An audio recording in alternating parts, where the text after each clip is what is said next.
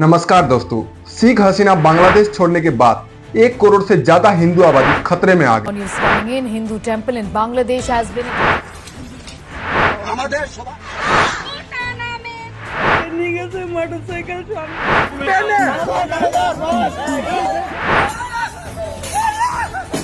अब तक सैकड़ों हिंदू घरों को जलाया जा चुका है। हिंदुओं की दुकानों को लूटा जा रहा है। हिंदू मंदिरों को जलाया जा रहा है। देवी देवताओं की मूर्तियों को तोड़ दिया जा रहा है। सोशल मीडिया में वायरल हो रही कोई वीडियो में हिंदू परिवार घर के अंदर बंद है और बाहर इस्लामिक जिहादियों की भीड़ दरवाजा खटखटा रही है।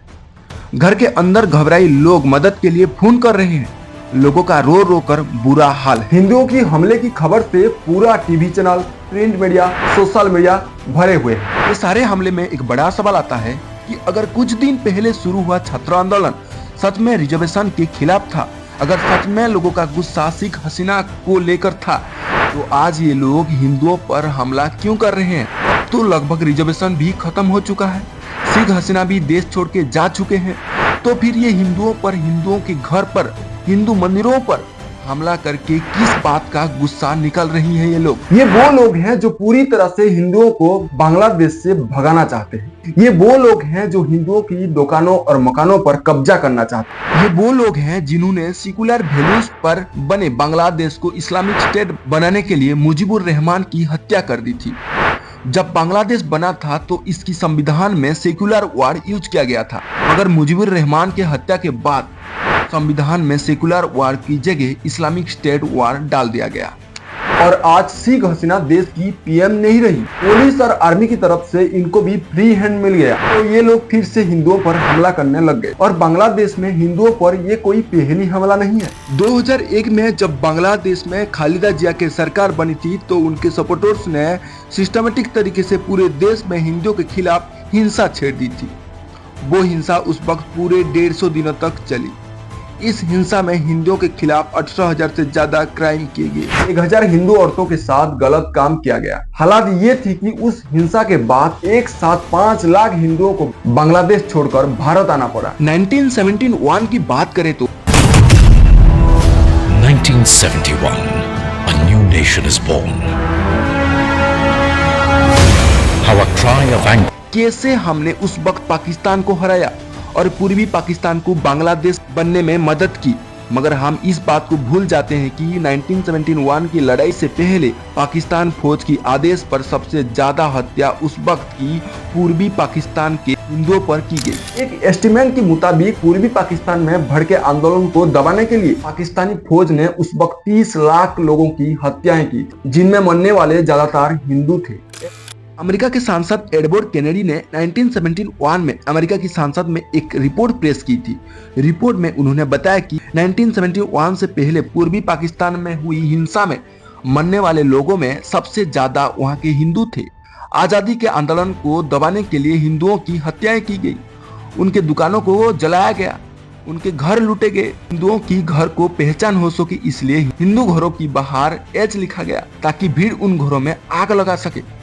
एडवर्ड ने अपनी रिपोर्ट्स में बताया कि ये सब कुछ उस वक्त की पाकिस्तानी फौज की इशारे पर किया गया है। हैरानी की बात यह है कि आज हम जब 1971 की बात करते हैं तो इस बात के लिए ताली पीटते हैं कि देखिए कैसे भारत की मदद से बांग्लादेश बन पाया और हमने उस वक्त पाकिस्तानी की 90,000 सैनिकों को बंदी बना लिया था। मगर इस बात की चर्चा भारत में कोई नहीं करता कि बांग्लादेश बनने से पहले पाकिस्तान फौज ने पूर्वी पाकिस्तान में लाखों हिंदुओं को मार डाला था। बांग्लादेश हिंदुओं पर हो रही इस खुलेआम हिंसा के बीच सबसे ज्यादा शर्म की बात क्या है? इस दुर्दशा पर चिंता करने की, इसके साथ खड़े होने की, उस पर आंसू बहाने की भारत में एक बहुत बड़ा सेक्शन इस बात से खुश है कि बांग्लादेश से शेख हसीना चली गई।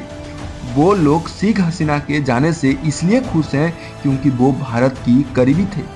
वो लोग शेख हसीना के जाने से इसलिए भी खुश हैं कि उन्होंने पूरी दुनिया को नाराज करके मोदी का साथ दिया।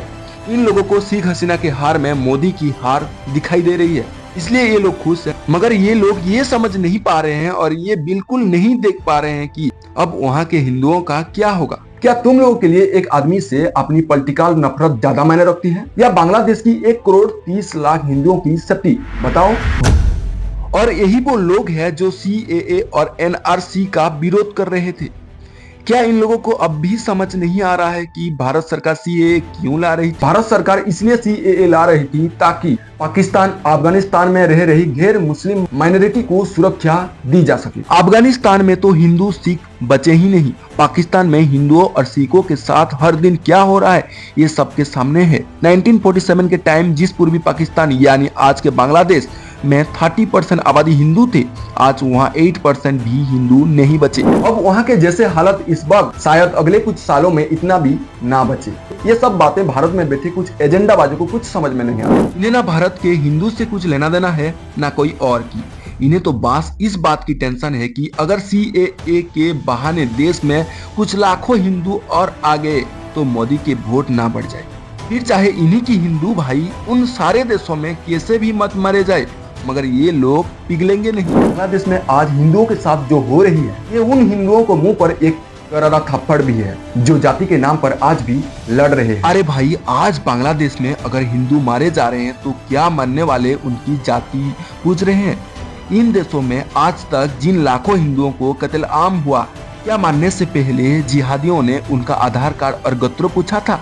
क्या वो लोग ये भी चेक करते हैं कि आप किस पार्टी के सपोर्टर हैं? ऐसा तो नहीं है ना कि बांग्लादेश में उन हिंदुओं को छोड़ दिया गया है जो मोदी विरोधी है। उसी तरह अगर काल को कुछ जिहादी भारत में हावी हो गए तो आपको क्या लगता है वो लोग ये चेक करेंगे कि ये वाली जाति तो बीजेपी को वोट नहीं देती थी, उसे छोड़ दो? बिल्कुल नहीं। जातियों में बटे हिंदुओं को ये कब समझ में आएगा कि दूसरे पक्ष के लिए आपका उनके धर्म का ना होना ही काफी है, फिर चाहे आपकी जाति गुट कुछ भी क्यों ना। इसलिए जाति पर नाम पर बटे हिंदुओं को क्या करना चाहिए, उन्हें खुद तय करना है।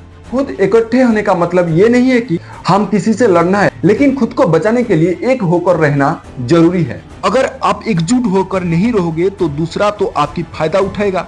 आज बाबा रामदेव से लेकर सदगुरु जोगी तक सभी बांग्लादेश हिंदुओं के साथ हो रही जुल्म को लेकर परेशान है। भारत सरकार का भी फर्ज है, उनकी रेस्पॉन्सिबिलिटी है कि अपनी हैसियत और ताकत का इस्तेमाल करके बांग्लादेश की फौज और वहां की आने वाली सरकार को दे कि वहां की हिंदू कम्युनिटी के साथ कुछ भी नहीं होना चाहिए। जयशंकर साहिब ने ऐसा कुछ स्टेटमेंट दिया भी है, मगर फिर भी अगर वहां हिंदुओं के खिलाफ वायलेंस नहीं रुकी, भारत सरकार को इसका कोई ना कोई सलूशन या कोई ना कोई रास्ता निकालना ही होगा। हमें ये नहीं सोचना चाहिए कि ये तो दूसरे देश की मामला है। जैसे भारत सरकार सीएए लाकर पहले ही ये मैसेज दे चुके हैं कि वो बांग्लादेश और पाकिस्तान में रह रही हिंदुओं, सिखों और बुद्धों को पराया नहीं मानती। लेकिन अब टाइम आ गया है कि भारत इन देशों में रहने वाले हिंदुओं और बाकी माइनॉरिटीज की सेफ्टी के लिए बयानबाजी के आगे जाकर कुछ तगड़ा कदम तो उठाए, क्योंकि कोई भी गैरतमंद इंसान ये बर्दाश्त नहीं कर सकता कि उसकी भाई बहन किसी और मुल्क में जिहादियों के हाथे यूं मारे जाए। उम्मीद है भारत सरकार इस बात को जरूर समझ रही होगी और इसका कोई ना कोई सलूशन जरूर निकालेगा।